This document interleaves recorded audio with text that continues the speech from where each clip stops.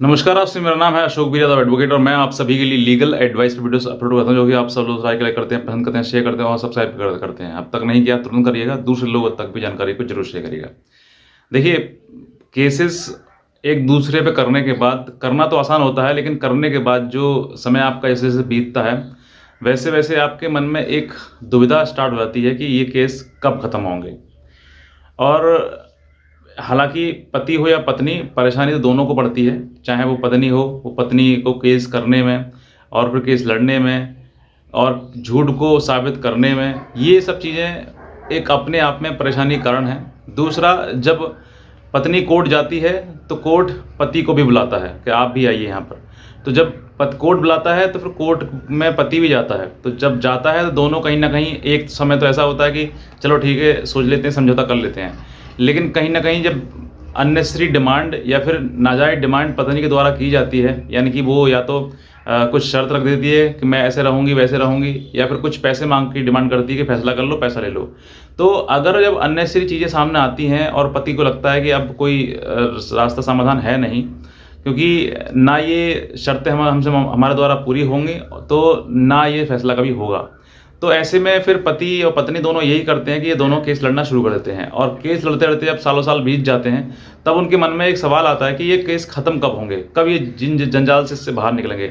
तो ऐसे कई लोग हैं जो इस प्रश्न का आंसर चाहते हैं कि सर ये केस कब खत्म होंगे? तो आज मैं आपको वही बताऊँगा कि सेक्शन 498 ए मेंटेनेंस, डीवी ऐसे केसेज़ अगर आपके ऊपर कर दिए गए हैं, तो आज मैं आपको बताऊँगा कि ये केस कब खत्म होंगे। क्योंकि हर किसी के मन में यही उत्सुकता रहती है, यही चीज़ें बनी रहती हैं कि सर ये केस खत्म कब होंगे। क्योंकि अपना-अपना जीवन जीना हर व्यक्ति चाहता है कि फ्रीडम द्वारा जीवन जिया जाए।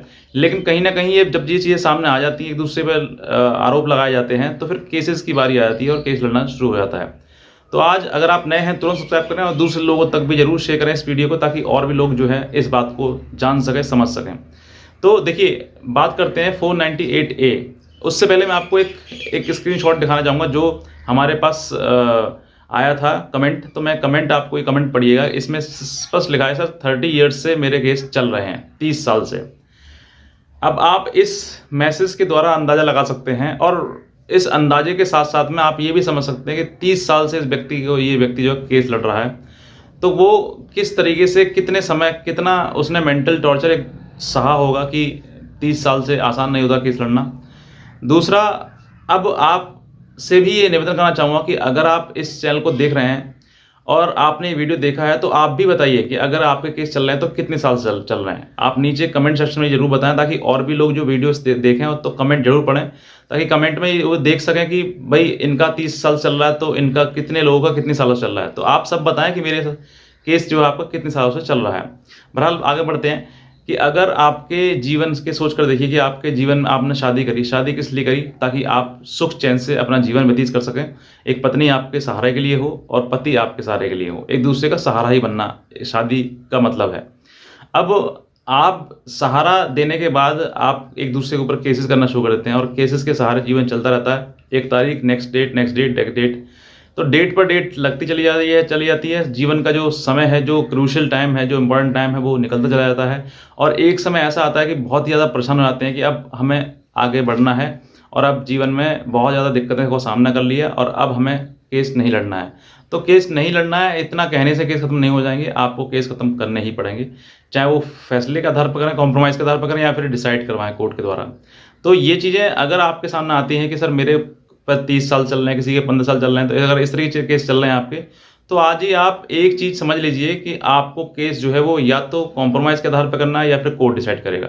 अगर कोर्ट के ऊपर आप छोड़ देंगे तो समय लंबा लग जाएगा। इसका कोई समय सीमा निर्धारित नहीं है कि 498 ए मेंटेनेंस, डीवी, मान लीजिए एक केस खत्म हो गया, दूसरा रह गया, दूसरा खत्म हो गया, तीसरा रह गया, तो कोई ना कोई केस आपके ऊपर हमेशा चलता ही रहेगा। तो बेहतर है कि आप दोनों कॉम्प्रोमाइज़ के आधार पर जो भी सेटलमेंट आपका हो रहा है, साथ रहना संभव है तो रहिए, नहीं रहना संभव है तो अलग हो जाइए। क्योंकि अगर आप कोर्ट कचहरी के चक्कर में आप लगेंगे तो दोनों ही पीड़ित होंगे। मैं एक एग्ज़ाम्पल आपसे ये समझिए कि अगर पत्नी ने पति के ऊपर केस कर दिए, तो पत्नी ने आपने तो ये सोचकर करा कि वो परेशान होगा, लेकिन पति भी कोर्ट आता है तो परेशान तो होता ही है, परेशानी तो आती है, मेंटल डिप्रेशन, टेंशन वगैरह सब कुछ होती है। तो जब वो सोचता है कि चलो समाधान हो सकता है, तो वो समाधान के रास्ते खोज जाते हैं। जब मालूम है कि अब समाधान संभव है ही नहीं, किसी भी प्रकार से साथ रहना संभव है ही नहीं, या फिर हमारे बीच में कॉम्प्रोमाइज़ हो ही नहीं सकता है, तो फिर पति भी कमर कस लेता है कि चलो लड़ते हैं अब। तो अगर आपने कमर कस ली है और लड़ने की ठान ली है, तो फिर आपको ये भी समझना चाहिए कि अब ये केस चलेंगे कितने समय तक। अब यहाँ पर पत्नी ने कमर कस ली है कि भाई मुझे लड़ना है, पति ने भी कमर कस ली कि लड़ना है, दोनों ने ही ठान ली है। तो अब दोनों ने ठानने के बाद जो है आपके सामने चीज़ें सामने स्पष्ट रूप से आएंगी कि आपको एक दूसरे के प्रति जो द्वेष की भावना है उसको बाहर निकालना पड़ेगा, और केसेस के संबंध की तरफ से सोचना पड़ेगा कि मुझे अब इन सब चीज़ों के लिए किस तरीके से निवारण करना है। अब बात रही कि आपका जो केसेस है वो किस तरीके से निपट सकते हैं। देखिए, सबसे पहले बताना चाहूँगा कि आपको अगर 498 ए या मेंटेनेंस या डीवी इन सब केसेस में आपके लिए समय ज़्यादा लग रहा है और काफ़ी समय हो गया लड़ते हुए, तो आपको एक रास्ता ये है कि आप इनकी डायरेक्शन माननीय हाई कोर्ट से जो है आप डायरेक्शन डिसाइड कर लें। यानी कि जैसे 498 केस है तो काफ़ी साल हो गए, 4-5 साल, 6 साल, 7 साल या ज़्यादा, इससे ज़्यादा हो गए, तो आप ऑनरेबल हाई कोर्ट के द्वारा एक डायरेक्शन डिसाइड कर सकते हैं इसमें कि आप जो है निचली अदालत को डायरेक्ट कर दें कि साल में, 2 साल में या फिर 6 महीने में इसको निस्तारण कर दें। तो इस तरीके से आपके केसेस जल्दी खत्म हो सकते हैं। एक तो ये तरीका है। वरना अगर आप इस तरीके से धीरे-धीरे चलते रहेंगे तो कछुए की चाल चलते-चलते पता ना कितना समय लग जाए। अब मैंने आपको सामने स्पष्ट रूप से दिखा दिया कि 30 साल इनके केस चलते होंगे, तो आप सोच कर देखिए कि आपके जीवन के भी 30 साल, 10 साल, 15 साल, 6 साल कितने भी समाप्त हो सकते हैं, कितने भी आपको समय लग सकता है।